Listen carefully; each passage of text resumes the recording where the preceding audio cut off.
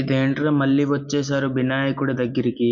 అలా ఏం లేదు మామ, ఒక చిన్న పని మీద వచ్చాము. హలో మామ, వినాయకుడికి అయితే డెకరేషన్ ఐటమ్స్ అయితే ఇచ్చిందికి బయలుదేరాము. ఎవరెవరు మా వీడియోస్ ఫస్ట్ నుంచి చూస్తున్నారో వాళ్ళకైతే అర్థమవుతుంది వ్యూ ఎలా ఉంటుందో. మేము అలా వ్యూ ఎంజాయ్ చేస్తూ చేస్తూ వినాయకుడి దగ్గరికి అయితే వచ్చేసాము.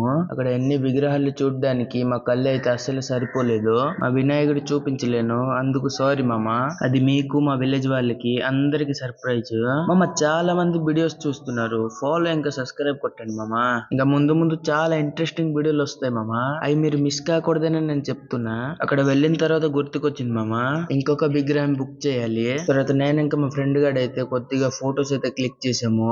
వాళ్ళ కోసం అయితే విగ్రహం చూసాము మామ. సీరియస్లీ పెద్ద విగ్రహం అయితే ఓకే, చిన్న విగ్రహాలు కూడా చాలా అంటే చాలా బాగున్నాయి. నేను ఇంకా మా ఫ్రెండ్ గాడు అయితే ఒక లొకేషన్ లాగి కొన్ని ఫొటోస్ అయితే క్లిక్ చేసాం మామ. రిటర్న్ అయితే కూడా మామ సేమ్ వ్యూ మామ. ఇప్పటిదాకా ఆ వీడియో చూసిన అందరూ చాలా అంటే చాలా సపోర్ట్ చేశారు మామ.